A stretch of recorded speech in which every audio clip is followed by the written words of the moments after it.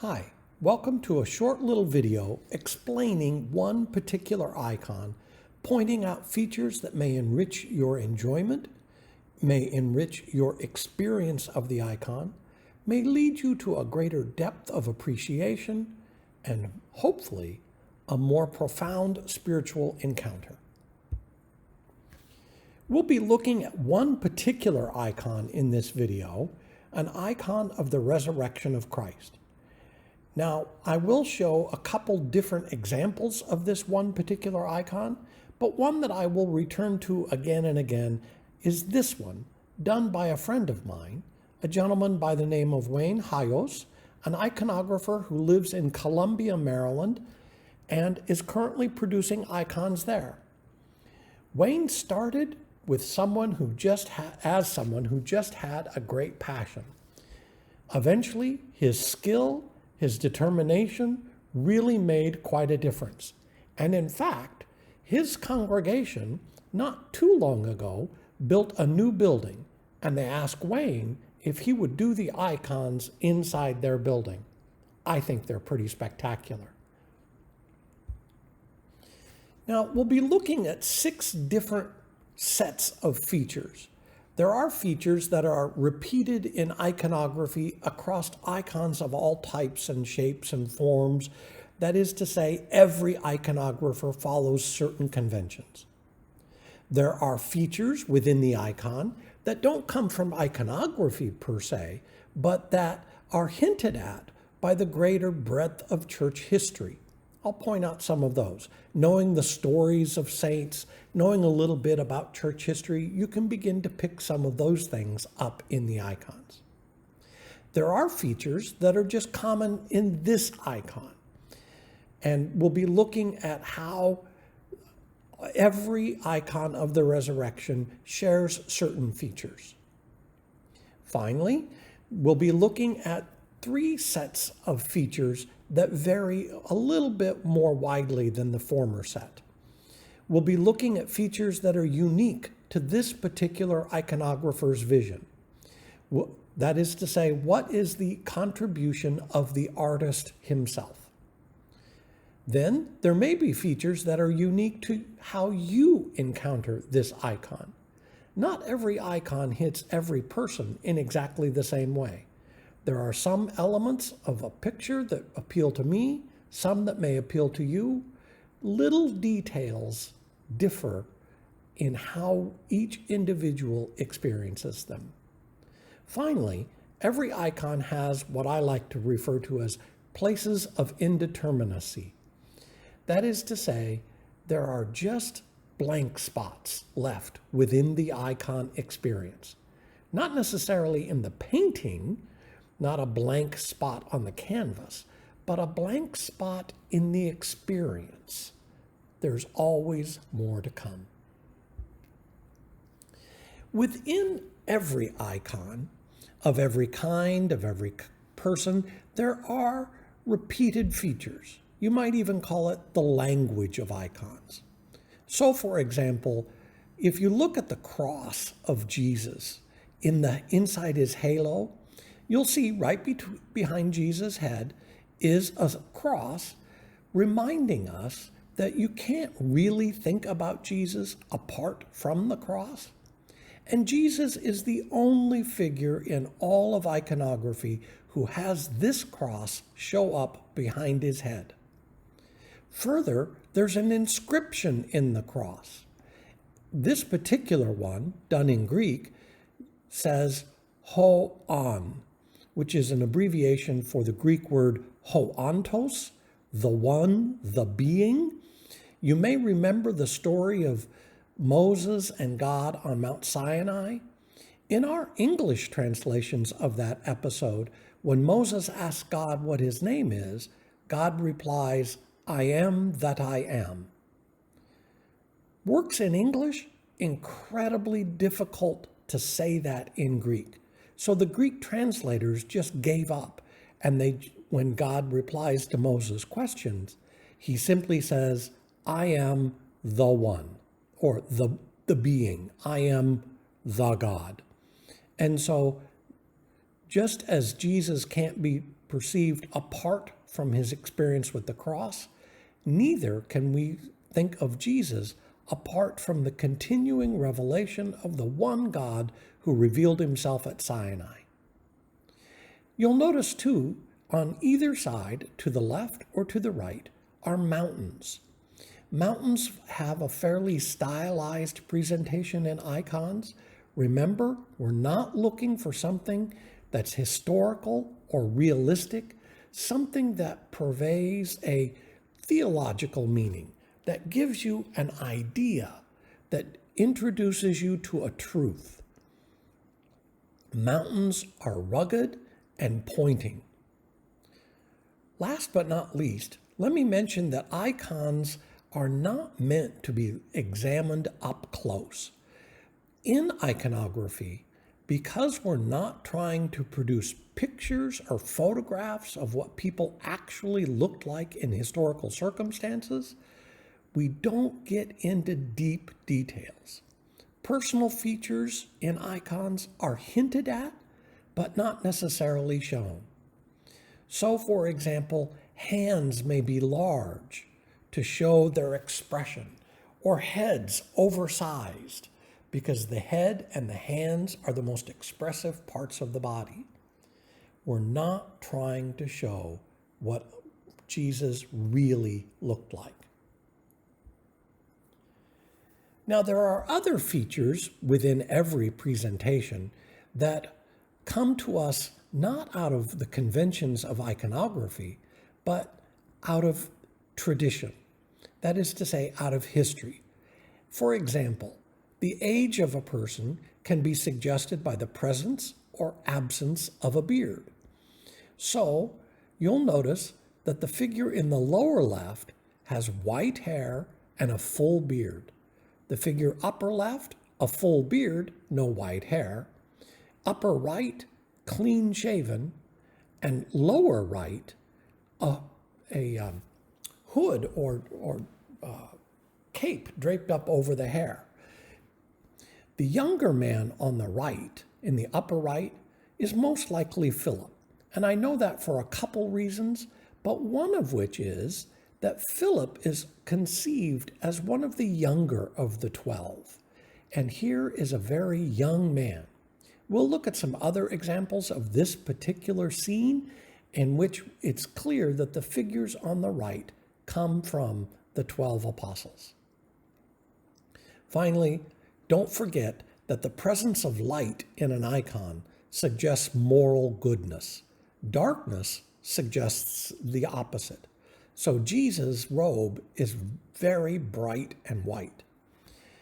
The figure at the bottom of the icon, which is bound in chains, very dark. Now, this isn't to suggest the darkness of the hue of skin. It's about good and evil. The white figures, the light figures, come from the good. The darker suggests quite the opposite. Icons are all the same if they depict the same scene, the same angle. For example, what we've been looking at in Wayne's icon, this is the same icon, but done by a different artist. And you'll notice the exact details differ. This icon is presented slightly more fully. Instead of one figure on each side in the back, there are 3 on each side.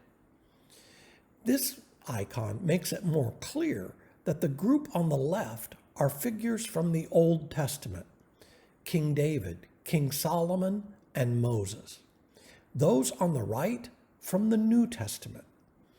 Now, part of that shows that Jesus is the bridge from the Old Covenant to the New Covenant. He literally stands connecting the two sides. And by the way, how did we know that they were Moses and David and Solomon? You can see the crowns on David and Solomon's heads. And if you think, what are the 2 most important kings from the Old Testament? Those names leap right to mind.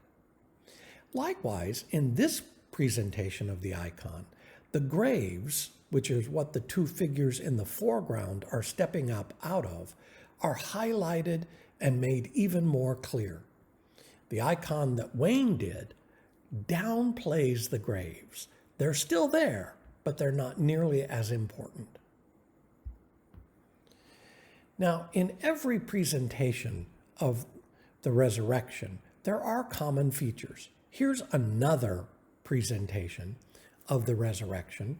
You'll notice right at the very top a word in Greek, which happens to be resurrection. Actually, the Greek term is literally to stand up again. And it is the standing up again, or to be resurrected. You'll notice too that individuals within this presentation are mostly the same. We still have David, Solomon, and Moses on the left, but we've got a slightly different group from the 12 on the right. An older man with white hair, probably Peter. You'll notice too that in this icon, the body halo, that sort of arched bands of blue behind Jesus, it's called a mandorla in Christian tradition, is made even more clear and bright so that it stands out. But what stays the same in every presentation of the resurrection are the arrangements of the figures, the relationship between them, and the details of how they relate to one another. Now, back to Wayne's icon. He really made some strong choices about what he included in his presentation and what he left out and what he highlighted. For example, this is a smaller, more intimate presentation of the resurrection. There aren't crowds of people on either side, just one on the upper left, one on the upper right, and then the couple, who happened to be Adam and Eve, being raised up out of their graves. The glory of Christ in that mandorla is more subtle, but also a bit brighter. The blue isn't as rich or as deep. Now, there is a bound figure at the bottom of the icon in the darkness. That's the devil, who's, with the resurrection of Jesus, who has been bound and tossed back into hell. You'll notice those two orange doors that looks a little bit like the top part of an X. Those are the gates of hell that Christ, by his resurrection, has broken down. Now, in every icon, the experience of the person who encounters the icon, who prays with the icon, contemplates the icon, will be very unique and different. What really attracts me to an icon might not be the same feature that speaks to you. Here, I'm focusing in on one little detail of this icon that really means a great deal to me. I've said that it's Adam and Eve being raised up out of their graves, but what really speaks very strongly to me is this grasping of Eve's wrist. Can you see that Eve's hand on the other side of Jesus' grasp is just flopped down? It's almost as if Eve has given up. She doesn't have the power to incorporate the effects of the resurrection in her own life. She doesn't have the power to turn to Christ. She needs help. But look at the strength of that grip. That grip by Jesus talks of a power greater than ourselves. And by the way, as long as we're speaking of the hands and their positions, do you notice Philip's hands in the background? Open, accepting, raised in praise. It's a little bit like Philip is just saying, "You go, Jesus. This is what we came for." Last but not least, let me remind you that every icon has what I call places of indeterminacy, open places, not a bare, unpainted spot on the canvas, but because icons are presentations of the reality of the theological or the spiritual world, no one analysis can capture all of the truth contained. Each icon presents a moment or a person who is more than what is immediately presented. For example, there's Moses on the left. We don't see the Ten Commandments, but if we think of Moses, then we need to remember the whole backstory of Moses and how he led the children of Israel out and how he gave the covenant and the law at Mount Sinai. If we see Philip there on the right, we're reminded of those who follow in Jesus' footsteps, of those he has chosen to go and spread the word. We're reminded too by Philip's youth and younger age that this is an ongoing process, and the work of the church, the work of God, continues on into the future. I've mentioned it's Adam and Eve being raised up out of their graves. This icon is trying to remind us of the whole history of salvation, of how God has been at work from the very beginning to give life, to rescue us from danger, and even if we have given up, even if we don't have the power, Jesus is here to make the resurrection real and to pull us into it. We are going to be resurrected, whether we want to be or not.